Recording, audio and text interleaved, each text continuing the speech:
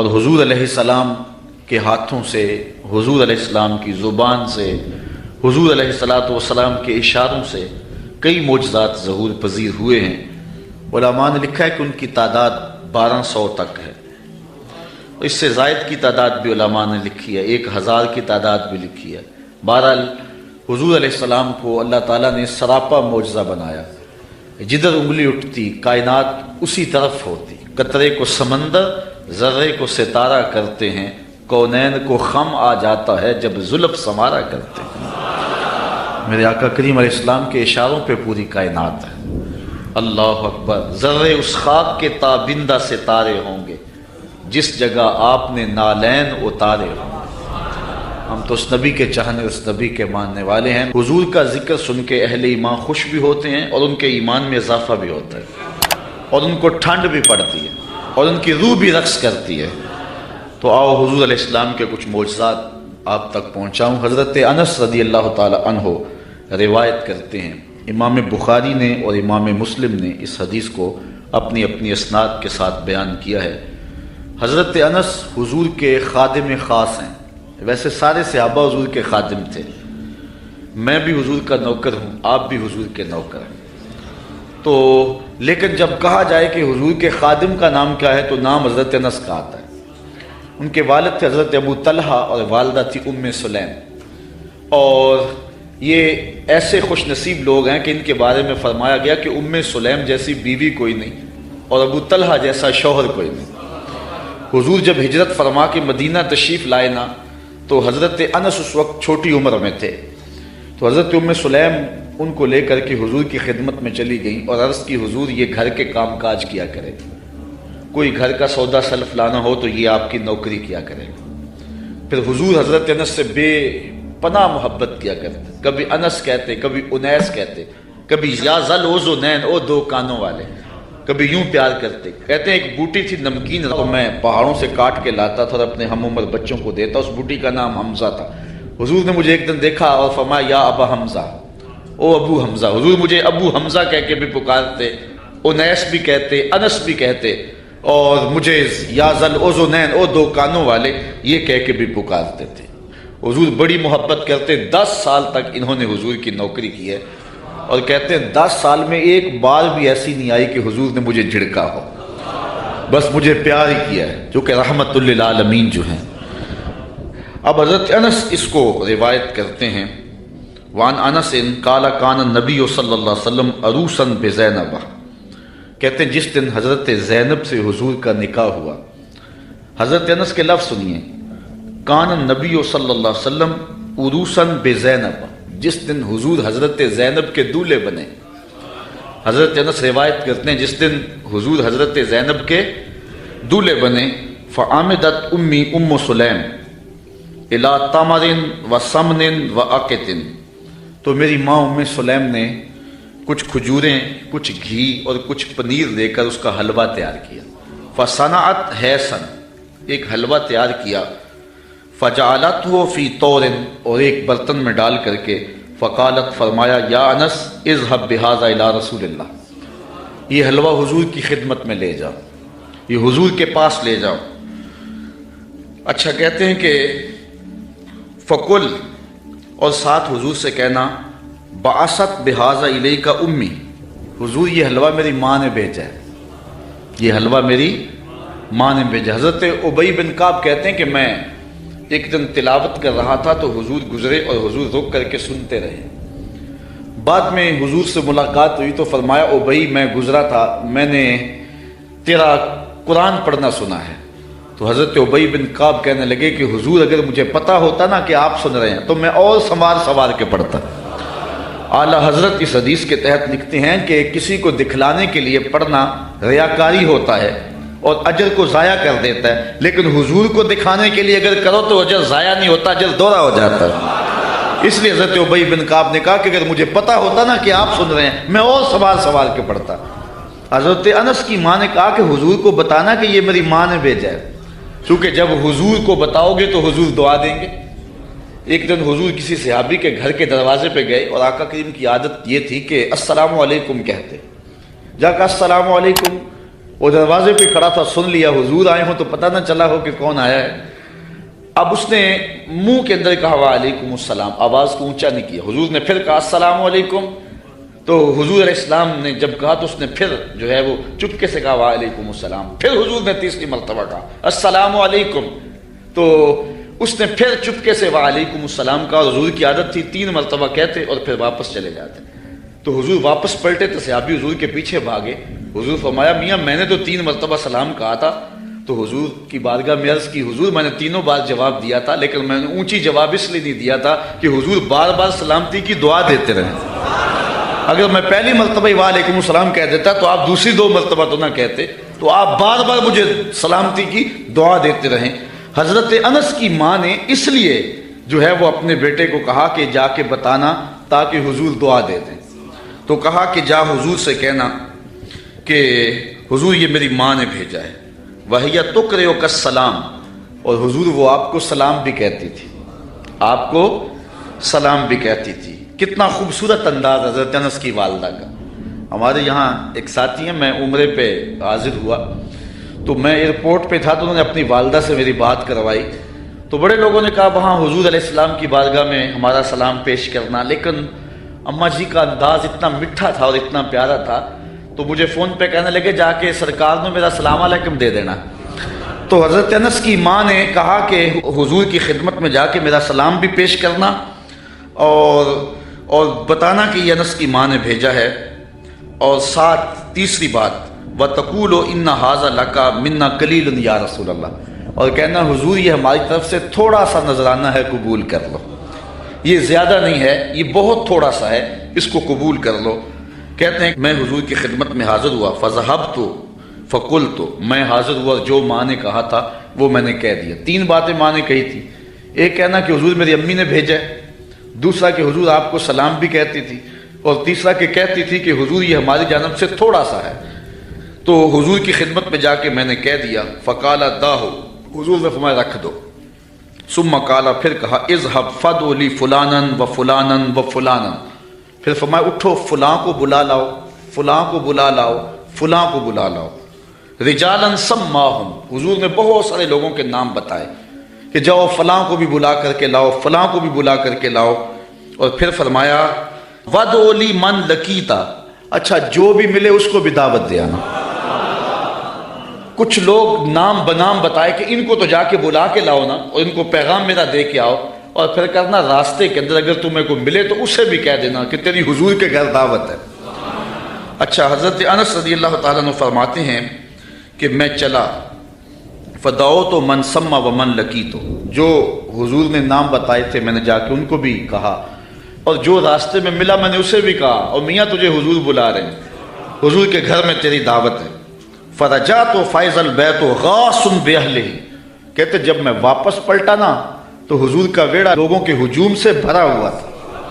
یار کوئی منسٹر دعوت دے کہ بیٹے کی شادی ہے آنا تو لوگ پھولے نہیں سماتے، بتاتے پھرتے آج میں بڑا مصروف ہوں، میاں آج کیا ہے جی؟ آج میں نے شادی پہ جانا ہے۔ یار جس کو منسٹر بلائے، جس کو MP اور MN بلائے، وہ تو خوشی سے پھولا نہ سمائے کہ آج فلاں گھر میری دعوت ہے، پھر ان کی خوشی کا عالم کیا ہوگا جن کی دعوت محمد عربی کے گھر میں تھی۔ تو کہتے جب واپس پلٹا تو گھر بھرا ہوا تھا لوگوں سے۔ اچھا تابعی نے جس نے حضرت انس سے روایت سنی اس نے کہا فقلت لانس، میں نے انس سے کہا، قیل لانس، حضرت انس سے کہا گیا اعدادکم کم کان، کہ لوگ تھے کتنے، جن لوگوں سے گھر بھرا ہوا تھا ان کی تعداد کوئی اندازہ ہے؟ حضرت انس کہنے لگے 300 کے قریب ہوں گے لوگ۔ میں ایسے گیا اور ایسے پلٹ کے آ گیا، اور جب واپس آیا تو 300 لوگوں سے حضور کا گھر بھرا ہوا تھا۔ اب آقا کریم علیہ السلام نے فرمایا، حضرت انس کہتے ہیں فرأیت النبی صلی اللہ علیہ وسلم وضع یدہ علی تلک الحیضہ، کہ حضور نے اپنا دست برکت اس پیالے پہ رکھ دیا، اس حلوے پر اپنا دست شفا، دست نور، دست برکت، دست رحمت اس پیالے پر رکھ دیا، اور وَتَكَلَّمَ بِمَا شَاءَ اللَّهُ، اور جو اللہ نے چاہا وہ حضور نے پڑھا، ہاتھ رکھا، کھانے کو سامنے رکھا، اور پھر جو اللہ نے چاہا حضور نے وہ تلاوت کی۔ اللہ اکبر۔ اب کوئی ضد کرتا ہے کہ میں سامنے کھانا نہیں رکھنا تو نہ رکھے، اس کی مرضی، لیکن حدیث یہی ہے کہ حضور علیہ السلام نے سامنے رکھا، ہاتھ بھی رکھا اور جو اللہ نے چاہا پڑھا بھی حضور نے۔ اچھا پھر اس کے بعد کیا کیا؟ ثم جعل یدعو عشرۃ عشرۃ یاکلون منہ، فرمایا 10 آتے جاؤ، 10 آتے جاؤ، 10 لوگ آتے گئے۔ وَيَقُولُ، اور حضور علیہ السلام ان کو فرماتے تھے، لہم ان کو، اذکر اسم اللہ ولیاکل کل رجل مما یلیہ، کہ ہر شخص اللہ کا نام لیتا جائے اور اپنے سامنے سے کھاتا جائے۔ قال فاکلوا حتی شبعوا، کہتے ہیں کہ لوگ کھا گئے حتیٰ کہ رج گئے۔ فخرجت طائفۃ ودخلت طائفہ، ایک گروہ جاتا دوسرا آ جاتا۔ حتی اکلوا کلہم، یہاں تک کہ سب نے ایک پیالے سے کھانا کھا لیا۔ قال لی یا انس ارفع، حضور نے مجھے کہا انس، جب سب لوگ کھا چکے تو حضور فرمایا انس پیالہ اٹھا لو، یہ برتن اٹھا لو۔ فرفعت، کہتے ہیں میں نے وہ برتن اٹھا لیا۔ اب آگے حضرت انس کی سنیے، کہتے ہیں فما ادری ہینا وضعت اکثر ام ہینا رفعت، حضرت انس کہتے ہیں میں فیصلہ نہیں کر سکتا کہ جب میں نے پیالہ رکھا تھا حلوہ اس وقت زیادہ تھا یا جب اٹھایا تھا اس وقت زیادہ تھا۔ حضور علیہ السلام کا ایک اور معجزہ سنیے۔ حضرت ابو ہریرہ رضی اللہ تعالیٰ عنہ روایت کرتے ہیں، ہمارے ادھر ایک مولوی صاحب ہوا کرتے تھے، سیدھے سادھے بھولے بالے، درس نظامی تو نہیں پڑھے تھے لیکن حضور کے ساتھ پیار بڑا رکھتے تھے، اللہ ان کی مغفرت فرمایا، فوت ہو چکے ہیں۔ تو کسی نے ان سے پوچھا کہ حضرت ابو ہریرہ کو ابو ہریرہ کیوں کہتے ہیں، حضرت ابو ہریرہ کو ابو ہریرہ کیوں کہتے ہیں؟ تو انہوں نے جواب دیا، کہنے لگے کہ ابو ہریرہ کو ابو ہریرہ اس لیے کہتے ہیں کہ وہ ہر ویلے حضور کے پاس رہتے تھے۔ ابو ہریرہ کو ابو ہریرہ اس لیے کہتے ہیں کہ وہ ہر ویلے حضور کے پاس رہتے۔ اس کا سبب تو اور ہے لیکن چلو آج یہی ترجمہ کر لیتے ہیں کہ حضرت ابو ہریرہ ہر ویلے حضور کے پاس ہی رہتے تھے اور ان کے مقدر کے وہ حضور کے پاس رہتے تھے۔ اچھا، حضرت ابو ہریرہ رضی اللہ تعالی عنہ اصحاب صفہ میں سے ہیں، اسلام کی پہلی یونیورسٹی صفہ اس کے طالب علم ہیں، اور حضور سے بلا تعین اوقات انہوں نے پڑھا ہے، اور آقا کریم نے ان کے سینے کے اندر علم کوٹ کوٹ کے بھر دیے۔ کہتے ہیں میں بہت کچھ سنتا تھا بھول جاتا تھا، پھر ایک نے عرض کی انی اسمع منک حدیثا کثیرا، بہت کچھ سنتا ہوں لیکن یاد نہیں رہتی۔ فرمایا ابسط ردا کا یا ابا ہریرہ، چادر بچھا لو۔ پھر چادر بچھی تو حضور نے یوں کو شے ڈال دی، فرمایا سمیٹو سینے سے لگاؤ۔ کہتے ہیں سینے سے لگایا پھر بھول نہیں سکا۔ حضرت ابو ہریرہ نے حضور علیہ السلام سے کثرت کے ساتھ احادیث امت کو پہنچائی۔ اصحاب صفہ میں تھے، کوئی شخص خدمت کر جاتا، کوئی گھر میں چیز کسی نے تیار کی دے جاتا، کھا لیتے، بھوک بھی کاٹتے۔ کہتے ایک دن ایسا تھا کہ اتنی بھوک لگی کہ کھانے کے لیے کچھ نہ تھا اور میری کمر بھی سیدھی نہیں ہو رہی تھی۔ میں مسجد نبوی کے ایسے زاویے میں جا کے بیٹھ گیا جہاں لوگوں کا گزر ہوتا تھا۔ میرا خیال یہ تھا کوئی گزرتا گزرتا مجھے دیکھے گا اور میرے چہرے پر بھوک اور پیاس کے آثار دیکھے گا تو کوئی میری ضیافت کرے گا اور میری کمر سیدھی ہو جائے گی، لیکن جو بھی آتا سلام لے کے گزر جاتا، کسی نے اس پہ غور نہ کیا۔ خیر حضرت عمر رضی اللہ تعالیٰ عنہ آئے تو میں نے ان سے قرآن مجید کی کسی آیت کے بارے میں پوچھا۔ میرا خیال تھا کہ یہ آیت بھی بتائیں گے اور ساتھ میرے سے ہم کلام بھی ہوں گے اور میرے اندر کی کیفیت جان جائیں گے۔ انہوں نے مجھے آیت بتائی اور جلدی سے چلے گئے۔ میں پھر پریشان، پھر حضرت ابوبکر صدیق رضی اللہ تعالیٰ عنہ آئے، میں نے ان سے بھی کوئی مسئلہ شرعی پوچھا، انہوں نے مسئلہ بتایا اور چلے گئے۔ میں دل میں سوچا کہ میرا مسئلہ تو حل نہ ہوا۔ کہا پھر میں بیٹھا تھا کہ دل و قلب و نگاہ کا مرشد اولین آ گئے، حضور آ گئے۔ میں نے حضور سے بھی کوئی مسئلہ پوچھا، حضور نے میری جانب غور سے دیکھا اور پھر مسکرا پڑے اور کہا ابو ہریرہ بھوک لگی ہوئی ہے؟ میں نے عرض کی حضور مجھے بھوک لگی ہوئی ہے۔ فرمایا میرے پیچھے آ جاؤ۔ حضور علیہ السلام نے اہل خانہ کو کہا کہ کوئی چیز ہے کھانے کے لیے؟ انہوں نے کہا کسی طرف سے دودھ کا ایک پیالہ آیا ہے۔ کہتے کہ میری جان میں جان آئی، لیکن حضور نے فرمایا ابو ہریرہ جو صفہ پہ بیٹھے ہیں ان کو بھی بلا لاؤ۔ صرف ابو ہریرہ رضی اللہ تعالی عنہ سے ہی پیار نہیں ہے، جو باقی خادم ہیں ان سے بھی پیار ہے۔ آقا تو سب کے ہیں نا، وہ بھی بھوک میں تڑپ رہے ہیں، کہا ان کو بھی بلا لاؤ۔ کہتے ہیں میں گیا ان کو بلا لایا، پھر حضور نے مجھے پیالہ دیا اور کہا دائیں سے شروع ہو جاؤ۔ میں اس پیالے کو پیش کیا اور ایک شخص سیراب ہو کے پی جاتا ہے، میں نے غور کیا تو ایک قطرہ بھی کم نہیں ہوا تھا۔ مجھے تسلی ہو گئی، میں نے دوسرے کو دیا، تیسرے کو دیا، 70 آدمی دودھ پی گئے اور پیالے میں کمی واقعہ لگتا یہ تھا اللہ نے اس دودھ کا تعلق حوض کوثر کی نہر سے جوڑ دیا تھا۔ کہتے ہیں 70 آدمی دودھ پی گئے۔ پھر حضور فرمایا ابو ہریرہ کون باقی؟ میں نے عرض کی حضور ایک آپ باقی ایک میں باقی۔ تو حضور نے فرمایا ابو ہریرہ پیو۔ کہتے ہیں میں نے پیا۔ فرمایا اور پیو۔ میں نے اور پیا۔ پھر فرمایا اور پیو۔ میں نے کہا مجھے اس رب کی قسم جس نے آپ کو حق کے ساتھ مبعوث کیا ہے، میرے میں تو ایک قطرے کی بھی اب گنجائش باقی نہیں رہی۔ تو حضور علیہ السلام نے میرے ہاتھ سے پیالہ لیا اور نوش جاں کیا۔ اعلیٰ حضرت فرماتے ہیں ہاں جناب ابو ہریرہ کیسا تھا وہ جام شیر؟ ہاں جناب ابو ہریرہ کیسا تھا وہ جام شیر جس سے 70 صاحبوں کا دودھ سے منہ بھر گیا۔ 70 آدمی دودھ کے ایک پیالے کو پی گئے۔ میرے استاذ المکرم قبلہ مفتی حبیب اللہ صاحب رحمۃ اللہ تعالی علیہ فرمایا کرتے تھے کہ ایک پہلو تو یہ ہے کہ دودھ کا ایک پیالہ 70-72 آدمیوں کو کافی ہو گیا۔ ذرا تھوڑا سا ادھر بھی غور کرو کہ 2 جہاں کا سردار ہے 71 آدمیوں کا جوٹا پی رہا ہے۔ یہ پہلو بھی تمہارے پیش نظر رہنا چاہیے کہ 2 جہاں کا سردار ہو کہ اتنے آدمیوں کا جوٹا پی رہا ہے۔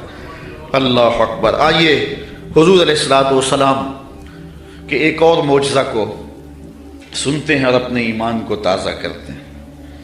حضرت جابر رضی اللہ تعالی عنہ روایت کرتے ہیں، کہتے ہیں حدیبیہ کے مقام پہ آقا کریم وضو کرنے لگے تو لوگ اکٹھے ہو گئے۔ فرمایا کیا ماجرا ہے؟ عرض کی کہ حضور پانی نہیں ہے، تو اس لیے لوگ جو ہیں وہ پیاس سے تڑپ رہے ہیں۔ تو آقا کریم علیہ السلام نے جو ہے وہ کوزے کے اندر اپنا دستے برکت ڈال دیا۔ اب سنو حدیث کے لفظ، یہ بھی بخاری شریف کی روایت ہے۔ فوضع النبی صلی اللہ علیہ وسلم یدہ فی الرکوہ، حضور علیہ السلام نے اس کوزے میں اس برتن میں اپنا دست شفا ڈال دیا۔ فجعل الماء یفور بین اصابعہ کامثال العیون، حضور کی انگلیوں سے پانی یوں پھوٹتا تھا جس طرح چشمے نکلتے تھے، یوں پانی پھوٹ رہا ہے۔ قال فشربنا وتوضانا، کہا کہ ہم نے پانی پیا بھی اور وضو بھی کیا۔ قیل لجابر کم کنتم، راوی نے حضرت جابر سے بھی پوچھا کتنے کو لوگ تھے تم؟ قال لو کنا 100 الف لکفانا، کہا لاکھ بھی ہوتے تو کافی تھا، لاکھ بھی ہوتے تو کافی تھا۔ کنا 15 100، لیکن ہم تھے جو ہیں وہ 1500، لیکن اگر وہ لاکھ بھی ہوتے تو وہ پانی کم نہ پڑتا۔ یہاں اعلیٰ حضرت کا اسلوب پھر دیکھیے، آپ فرماتے انگلیاں ہیں فیض پر، ٹوٹے ہیں پیاسے جھوم کر۔ انگلیاں ہیں فیض پر، ٹوٹے ہیں پیاسے جھوم کر، ندیاں پنجاب رحمت کی ہیں جاری واہ واہ، ندیاں پنجاب رحمت کی ہیں جاری واہ واہ۔ حضرت انس روایت کرتے ہیں، قال نعن نبی صلی اللہ علیہ وسلم زیدن و جعفرن و ابن رواحہ للناس قبل ان یاتیہم خبرہم، جنگ موتا پر حضرت نبی رحمت صلی اللہ علیہ وسلم نے صحابہ کو روانہ کیا۔ یہ 8 ہجری کو جنگ ہوئی ہے، مسلمانوں کی تعداد صرف 3000 اور ہرکل کے سپاہیوں کی تعداد 1 لاکھ۔ 3000 1 لاکھ کے مقابلے میں آئے۔ شام میں یہ جنگ گمسان کی لڑی جا رہی ہے، جنگ وہاں ہو رہی ہے اور حضور ہیں مدینے میں، اور آقا کریم یہاں بیٹھ کے جنگ کے واقعات سنا رہے ہیں، جنگ کے واقعات سنا رہے ہیں۔ تو حضور نے ارشاد فرمایا کہ اخذ رایۃ زید فاصیب، فرمایا جھنڈا اب حضرت زید نے پکڑ لیا، جھنڈا لشکر اسلام کا حضرت زید نے پکڑا ہے۔ پھر فرمایا کہ وہ شہید کر دیے گئے ہیں۔ ثم اخذ ابن رواحہ فاصیب، پھر فرمایا عبداللہ ابن رواحہ نے پکڑا جھنڈا، پھر فرمایا وہ بھی شہید کر دیے گئے ہیں۔ وَعَيْنَاهُ تَذْرِفَانِ، حضور یہ بیان کرتے جا رہے تھے اور آنکھوں سے آنسو ٹپک رہے تھے۔ پھر اس کے بعد حضور نے فرمایا حَتَّى أَخَذَ الرَّايَةَ سَيْفٌ مِّن سَيُوفِ اللَّهِ، یعنی خالد ابن الولید، فرمایا اب اللہ کی تلواروں میں سے ایک تلوار خالد بن ولید نے پکڑ لیا ہے۔ حَتَّى فَتَحَ اللَّهُ عَلَيْهِمْ، یہاں تک کہ اللہ تعالیٰ نے ان کو فتح عطا فرما دی۔ بیٹھے مدینے میں ہیں، نظر کہاں ہے؟ جہاں موتا کی جنگ ہو رہی ہے، یہ شام کے علاقے میں واقعہ ہے۔ حضرت خالد بن ولید کے ہاتھ پر اللہ تعالیٰ نے اسلام کو فتح دی اور 3000 مجاہدوں نے 1 لاکھ کے دانت کٹے کر کے رکھ دیے۔ اور حضرت خالد بن ولید کو سیف اللہ اسی موقع پہ کہا گیا. آپ نے کافروں پر اس جنگ میں 8 تلواریں توڑی تھی. تلوار توڑنا عرب میں بہادری کی علامت تھی. جو تلوار توڑتا اتنے لوگوں کو مارتا کہ اس کی تلوار ٹوٹ جاتی. اس جنگ میں 8 تلواریں توڑی حضرت خالد بن ولید. ساری زندگی حضرت خالد بن ولید کی آرزو رہی کہ میں بھی شہید ہو جاؤں راہ خدا میں، لیکن یہ ان کی آرزو پوری نہ ہو سکی، اس لیے کہ وہ اللہ کی تلوار تھے، اور اللہ کی تلوار کو کون توڑتا. اس لیے حضرت خالد بن ولید رضی اللہ تعالیٰ عنہ ساری زندگی جو ہے وہ کسی جنگ کے اندر بھی نامراد نہیں ہوئے اور ناکام نہیں ہوئے. ایک موقع پر جبلہ بن احم کے مقابلے میں حضرت خالد بن ولید تھے. اس معاملے میں مسلمانوں کی پسپائی ہوئی. حضرت خالد بن ولید کو حضرت رافع بن عمر طائی نے کہا کہ اب ہماری قضا آ گئی. ان کا ایک افسر انہوں نے مارا اور انہوں نے یک بارگی حملہ کر دیا. مسلمانوں کی تعداد تھوڑی تھی. حضرت رافع بن عمر طائی نے کہا کہ اب ہماری موت آ گئی، اب ہماری قضا آ گئی. حضرت خالد بن ولید نے کہا کہ واقعی مجھے بھی یوں ہی لگتا ہے، چونکہ میں کسی جنگ میں ناکام نہیں ہوا اور پسپا نہیں ہوا، لیکن آج ہم پسپا ہو رہے ہیں. اس کی ایک وجہ ہے کہ حضور علیہ السلام کے مبارک بال میرے پاس تھے اور میں ٹوپی میں سیے ہوئے تھے اور ہر جنگ میں میرے ساتھ ہوتے تھے. آج میں ٹوپی گھر بھول آیا اور یہ مصیبت جو ہمارے اوپر پڑی ہے اس لیے کہ میرے پاس آج وہ حضور علیہ السلام کے معجز نما بال جو ہیں آج وہ موجود نہیں ہیں. لیکن بندہ مٹ نہ جائے آقا پہ تو وہ بندہ کیا ہے. بے خبر ہو جو غلاموں سے وہ آقا کیا ہے. دور طیبہ سے جب بھی میں تڑپا کبھی ان کو حالات کی سب خبر ہو گئی. حضور حضرت ابو عبیدہ کو خواب میں ملے اور فرمایا خالد پہ مشکل بنی اور تم یہاں سو رہے ہو. وہ فوراً اٹھے اور اعلان کروا دیا، کہا جلدی تیار ہو جاؤ، حضرت خالد کی مدد کو پہنچنا ہے. راتوں رات لشکر تیار ہوا اور حضرت خالد بن ولید رضی اللہ تعالی عنہ کی مدد کے لیے لشکر چل پڑا. انہوں نے دیکھا کہ ایک نقاب پوش سوار ہے جو لشکر سے ہٹ کر کے چل رہا ہے. امیر لشکر نے کہا کہ ذرا اس شخص کو دیکھو یہ کون ہے، کوئی جاسوس نہ ہو. جب مجاہد اس کے پاس گئے اس نے کہا کہ پیچھے ہٹ جاؤ، میں کوئی غیر نہیں ہوں، میں حضرت خالد بن ولید کی بیوی ہوں. جب حضرت ابو عبیدہ نے اعلان کروایا نا کہ تیار ہو جاؤ کہ خالد پہ مشکل آ گئی ہے، تو میں نے سوچا کہ اللہ کے شیر پہ کبھی مشکل آئی تو تھی نہیں، یہ کیا ہو گیا. تو میں نے غور کیا تو ان کی ٹوپی گھر رہ گئی تھی. تو میں نے ٹوپی لی، میں ان کو ٹوپی دینے جا رہی. لشکر کے ساتھ ساتھ حضرت خالد بن ولید کی اہلیہ بھی چلتی رہی. حضرت خالد بن ولید ادھر محاذ پہ ڈٹے ہوئے. اچانک حضرت خالد بن ولید کیا دیکھتے ہیں کہ ایک جانب سے اللہ اکبر کی آواز آئی اور 5-6 مجاہد ہیں جو دشمن کے لشکر کو پیچھے دھکیل رہے ہیں اور اس میں ایک نقاب پوش مجاہد بھی ہے. حضرت خالد بن ولید نے گھوڑے کو ایڑ لگائی اور جا کے اس کے قریب کھڑے ہو گئے. کہا جوان مجاہد تو کون ہے کہ لشکر کے جو ہے پشتے کاٹ رہا ہے.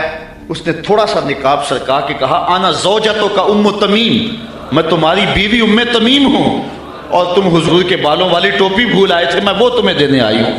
تو انہوں نے وہ ٹوپی ان کو پیش کی تو اللہ نے اسی دن حضرت خالد بن ولید کو فتح عطا فرمایا. یہ حضور علیہ السلام کے منہ مبارک کا موقع. حضرت سلمان فارسی رضی اللہ تعالی عنہ نے 350 سال زندگی پائی.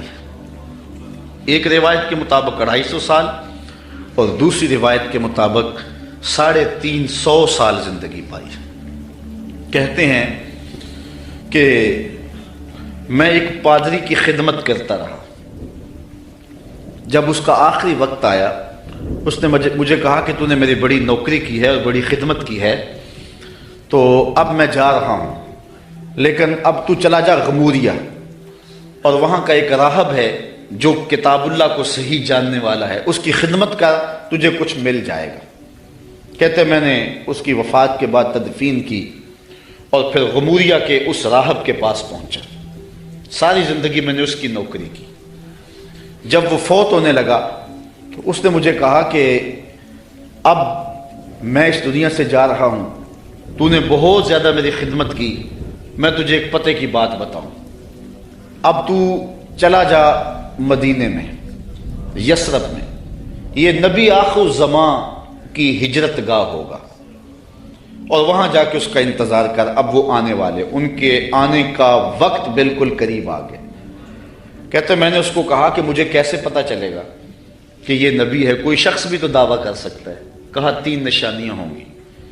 ایک تو یہ ہے کہ صدقہ قبول نہیں کرے گا، دوسری نشانی ہدیہ قبول کرے گا، تیسرا 2 کندھوں کے درمیان مہر نبوت ہوگی۔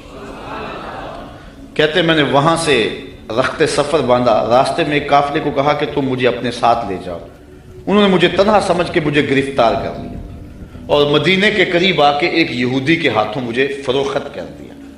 میں نے کہا مجھے غلامی بھی قبول ہے، کبھی عرش پر کبھی فرش پر، کبھی ان کے در کبھی در بدر، غم عاشقی تیرا شکریہ میں کہاں کہاں سے گزر گیا۔ کہتے ہیں ایک دن میں اس یہودی کے باغ میں کام کر رہا تھا اور کھجوریں توڑ رہا تھا کہ مدینے کی گلیوں میں طالع البدر علینا کی آوازیں آنے لگی۔ چھلانگ لگائی اور دوڑ لگا دی۔ یہودی نے سمجھا کہ میرا غلام بھاگ گیا، اس نے بھاگ کر کے پکڑ لیا۔ حضرت سلمان فارسی کہنے لگے کہ میاں میرا جسم تیرا ہی غلام ہے لیکن دل کسی اور کا ہے۔ تو پھر میں حضور کی خدمت میں کچھ کھجوریں پیش کی تو فرمایا ہم نبی ہیں، ہم صدقہ نہیں لیا کرتے۔ میں نے کہا حضور صدقہ نہیں ہے، ہدیہ ہے، تو حضور نے قبول فرما لیا۔ 2 نشانیاں پوری ہو گئیں، اب تیسری نشانی کا انتظار۔ حضور مہر نبوت کو چھپا کر کے رکھتے تھے، میں طاق میں رہتا تھا۔ ایک دن ایک جنازے میں حضور تشریف لائے، میں تھوڑا سا حضور کے پیچھے ہوا تو آقا کریم علیہ السلام نے اپنی چادر مہر نبوت سے ہٹا دی۔ فَأَلْقَ إِلَيَّ رِدَاءَهُ، اپنی چادر میری جانب پھینک دی۔ وَقَالَ انظر إِلَى مَا أُمِرْتَ بِهِ، جو تجھے بتایا گیا دیکھ لے، جو ڈھونڈ رہا ہے وہ دیکھ لے۔ فَرَأَيْتُ الْخَاتِمَ بَيْنَ كَتِفَيْهِ مِثْلَ بَيْضَةِ الْحَمَامَةِ، تو پھر میں نے حضور کے 2 کندھوں کے درمیان کبوتر کے انڈے کے برابر حضور کی مہر نبوت دیکھ لی اور ایمان کی دولت سے مالا مال ہو گئے۔ آقا کریم جب ہجرت مدینہ کے لیے رخت سفر باندھتے ہیں، راستے میں آتکا بنت خلف بن معبد نامی ایک خاتون کا گھر آیا۔ حضور وہاں رک کر کے ان کو کہا کہ اگر تمہارے پاس ہماری خدمت کے لیے کچھ ہے تو ہمیں پیش کرو۔ بھوک اور پیاس آقا کریم نے محسوس کی، حضور کے جو ساتھی بھی تھے۔ تو اس خاتون نے جس کا نام معبد تھا، اس نے کہا کہ لو کان عندنا شیء ما آوزکم الکرا، ہم دیہاتی لوگ ہیں اور عرب ہیں، ہمارے ہاں مہمان آ جائے تو کوئی کسر نہیں چھوڑتے، لیکن آج اتفاق ایسا ہے کہ ہمارے گھر کچھ ہے نہیں جو آپ کی خدمت کے لیے پیش کریں۔ عرب لوگ مہمان دیکھ کر کے خوش ہوتے ہیں، پھر مہمان بھی اتنے سونے آ جائیں، لیکن بدقسمتی یہ ہے کہ اس وقت ہمارے پاس کچھ ہے نہیں جو آپ کو پیش کر سکے۔ ایک جانب ایک بکری بندھی ہوئی تھی، لاغر اور کمزور سی۔ حضور فرمایا اگر تم کہو تو اس کا دودھ دھو لیں۔ اس نے کہا اس کی ہڈیوں میں گودا نہیں، کھیری میں دودھ کہاں ہوگا، اگر یہ چلنے کے قابل ہوتی تو ریبڑ کے ساتھ نہ جاتی۔ فرمایا اگر تم اجازت دو۔ اس نے کہا مجھے کیا اعتراض ہو سکتا ہے۔ تو حضرت سیدنا صدیق اکبر نے آگے بڑھ کے بکری کو کھولا اور حضور کے سامنے کھڑا کیا۔ آقا نے دست شفا، دست رحمت اور دست برکت اس بکری کی پشت پہ رکھا۔ جو ہی حضور کا ہاتھ آیا تو اس نے جھرجھری لی، ٹانگیں چوڑی کر دی، اس کی کھیری میں دودھ اتر آیا۔ حضور علیہ السلام نے فرمایا کہ کوئی برتن لا۔ اس نے گھر کا برتن پیش کیا، حضور نے دودھ دھوا تو جھاگ اٹھنے لگی، حتیٰ کہ گھر کے سارے برتن دودھ سے بھر گئے۔ معبد کے گھر کی تھالیاں بھی دودھ سے بھر گئی۔ حضور نے بھی پیا، حضور کے ساتھیوں نے بھی پیا۔ معبد اور گھر میں اس کا ایک بچہ تھا اس کے پاس، اس نے بھی دودھ پیا۔ حضور علیہ السلام نے دعائے برکت دی اور چلے گئے۔ معبد کو حضور کا پتہ پوچھنا یاد نہ رہا، بس حضور کے حسن اور جمال میں کھو گئی اور پوچھنا یاد نہ رہا کون ہو، کدھر سے آئے ہو، نام کیا ہے۔ شام کو جب معبد بکریوں کا ریوڑ لے کر کے واپس پلٹا، اس نے کچی کلی پہ نور برستے دیکھا، انوار اترتے دیکھے۔ ایک بار وہ جدھر سے گزرے ہیں نصیر، ایک بار وہ جدھر سے گزرے ہیں نصیر، 1000 بار ادھر سے بہار گزری۔ نشور وحدی کا لہجہ دیکھیں، اس نے کہا چند لمحوں کے لیے ٹھہرے تھے تم جس پیڑ کے نیچے، چند لمحوں کے لیے ٹھہرے تھے تم جس پیڑ کے نیچے، سنا ہے آج تک اس پیڑ کا سایہ مہکتا ہے۔ آج تک اس درخت کے سائے سے بھی خوشبو آتی ہے جس درخت کے سائے میں چند لمحوں کے لیے آپ رکے تھے۔ ام معبد کا شوہر ابو معبد کہتا ہے کہ کیا ماجرا ہے، آج ہمارے گھر میں یہ جو رونق ہے اور یہ جو تازگی ہے اور یہ انوار اتر رہے ہیں، کیا ماجرا ہے؟ تو ام معبد کو حضور کا نام تو پوچھنا یاد نہیں رہا، اس نے اپنے طور پہ حضور کا نام رکھ لیا۔ اس نے کہا آج ہمارے گھر میں مبارک آیا تھا، آج ہمارے گھر میں مبارک آیا تھا۔ ابو معبد پوچھتا ہے کہ مبارک کیسا تھا جو سارے گھر کو روشن کر گیا، وہ کیسا تھا؟ تو ام معبد تاصف رسول اللہ صلی اللہ علیہ وسلم، ام معبد حضور کا حلیہ بیان کرتی، کہتی ہے فقالت رأیت رجلا ظاہر الوضاء، میں نے ایک ایسا شخص دیکھا ہے کہ جس کا رنگ نکھرا ہوا تھا، جس کا چہرہ چمک رہا تھا۔ حضور علیہ السلام کے رنگ کے بارے میں یہ بھی حدیث آتی ہے اظہر اللون، حضور کا رنگ جو ہے بالکل واضح اور چمکدار تھا۔ ابیض کے لفظ بھی آتے ہیں۔ ام معبد کہتی ہے رأیت رجلا ظاہر الوضاء، میں نے ایک ایسا شخص دیکھا جس کا رنگ نکھرا ہوا تھا۔ اللہ اکبر، حدیث بہت طویل ہے۔ کسیم وسیم وفی عینیہ داج وفی اشفارہ وطف وفی صوتہ سہل احول اکحل ازج اکران وفی عنقہ سطع وفی لحیتہ کساسہ۔ کہا کیا بتاؤں، رنگ سونا تھا، ابرو ملے ہوئے تھے، پلکیں لمبی تھی، آنکھیں سرمگی تھی، گردن سراہی جیسی تھی، ہاتھ خوبصورت تھے، خاموش ہوتے تو پھر بھی وقار ہوتا۔ لیکن میں ام معبد کا صرف ایک جملہ آپ کی نظر کرنا چاہ رہا ہوں، ہزارہا مصنفین، نثر نگار اور شعراء اور ادباء کے سارے ادب پارے اور ساری نثر نگاریاں اور ساری انشاء پردازیاں اس کے ان دو جملوں پہ قربان۔ ام معبد نے کیا کہا، میرے شوہر میں کیا بتاؤں کہ وہ مبارک کیسا تھا، میں کیا بتاؤں وہ مبارک کیسا تھا، بس اتنی بات سن لو۔ ابہى الناس وَأَجْمَلَهُ مِنْ بَعِيدٍ وَأَحْسَنَهُ مِنْ قَرِيبٍ، وہ اتنا سونا تھا جب کوئی اس کو دور سے دیکھتا تو سونا نظر آتا، قریب آ کے دیکھتا تو اور سونا نظر آتا۔ یہ دو جملے اس کے دیکھیے، دور سے کوئی دیکھے تو پھر بھی سونا، قریب آئے تو پھر بھی۔ کچھ لوگ دور سے بھلے لگتے ہیں، قریب آئیں تو نقوش میں وہ کشش نہیں ہوتی ہیں، کچھ لوگ قریب سے سونے دور سے دھندلے ہو جاتے ہیں۔ لیکن کہا وہ اتنا سونا تھا، دور تھا پھر بھی سونا لگتا تھا، قریب آیا تو پھر بھی۔ اچھا یہاں اس نے حضور کی سیرت بھی بیان کی ہے، کچھ لوگ دور سے اچھے لگتے ہیں، قریب آ کے اچھے، دور سے اچھے لیکن رشتہ داری کر کے دیکھو تو اچھے نہیں ہیں، کاروبار کر کے دیکھو تو اچھے نہیں ہیں، دوستی لگا کے دیکھو تو اچھے نہیں ہیں، سفر کر کے دیکھو تو اچھے نہیں ہیں۔ وہ کیا کسی نے کہا اس کے لہجے میں یوں تو برف تھی لیکن جو چھو کے دیکھا تو ہاتھ جل گئے۔ کچھ لوگ دور سے سہانے سہانے، قریب آئیں تو کان پھٹے ڈھول کی طرح۔ لیکن اس نے حضور کی صورت بھی بیان کی اور ان جملوں میں حضور کی سیرت بھی بیان کی۔ کہا وہ اتنا سونا تھا، دور تھا تو پھر بھی سونا لگتا تھا، قریب آ گیا تو پھر بھی سونا لگتا تھا۔ دور تھا تو نظریں جھکی ہوئی تھی، قریب آیا تو حیا کے پہرے تھے، عجیب حسن تھا، عجیب رنگ تھا، دور سے بھی سونا لگتا تھا، قریب سے بھی سونا لگتا تھا۔ اچھا ایک ترجمہ اس کا میں نے بھی کیا ہے، اگر آپ کا ذوق ہو سلامت۔ اس نے کہا کہ کیا بتاؤں، دور سے بھی سونا اور قریب سے بھی سونا۔ تو میرے ذہن میں اس کا مفہوم ایک یہ بھی آیا ہے، مفہوم وہی ہے لیکن ایک یہ بھی آیا ہے اور آپ اس کی تائید کریں گے، علماء تشریف فرما ہے، شفقت فرمائیں گے۔ تو اس نے کہا کہ میں کیا بتاؤں وہ کتنا سونا تھا، دور تھا تو سونا لگتا تھا، قریب آیا تو اور سونا لگتا تھا۔ تو میں کہتا ہوں کہ حضور دور سے بھی سونے اور قریب سے بھی۔ جنہوں نے قریب سے دیکھا نا انہوں نے کہا کل قمر لیلۃ البدر لم ارا قبلہ ولا بعدہ مثلہ، کیا پوچھتے ہو، 14ویں رات کا چمکتا ہوا چاند تھے حضور، حضور جیسا نہ پہلے دیکھا نہ بعد میں دیکھا۔ یہ کس نے کہا؟ حضرت ابو ہریرہ نے، جس نے پاس کھڑے ہو کر کے دیکھا، جس نے قریب سے دیکھا اس نے کہا کل قمر لیلۃ البدر، اور جس نے 13 صدیوں کے فاصلے پہ کھڑے ہو کے دیکھا اس نے کہا مکھ چند بدر شاہ شانی، متھے چمک دی لاٹ، کالی زلفت اکھ مستانی ہے، مخمور رکھی ہند مد بری۔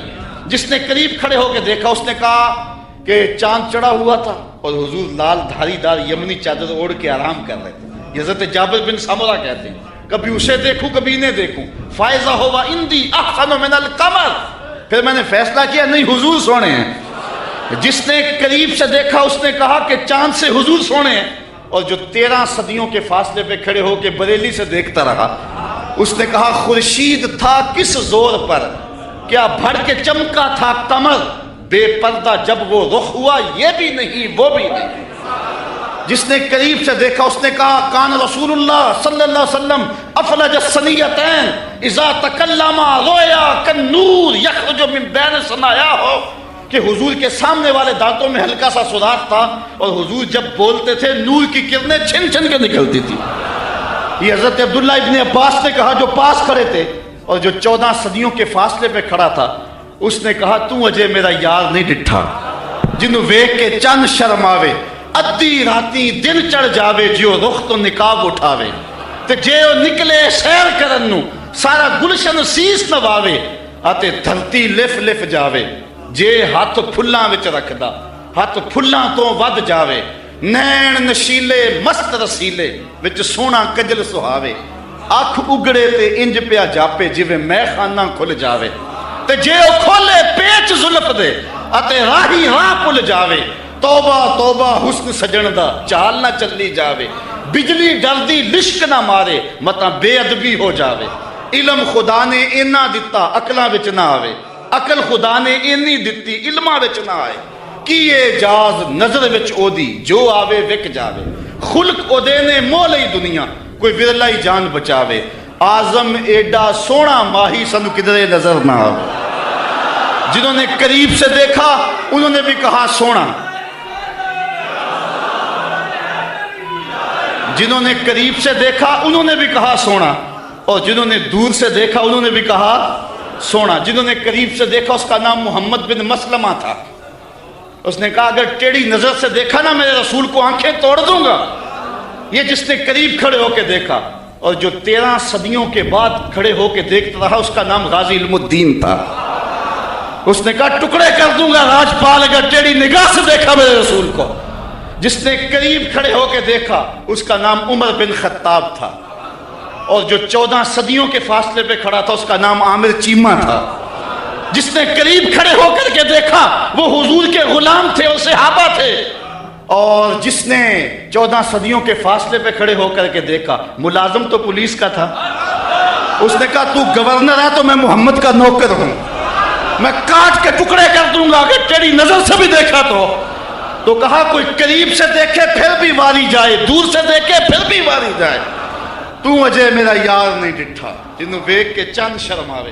کہا کیا بتاؤں کہ وہ قریب سے بھی سونا اور دور سے بھی سونا۔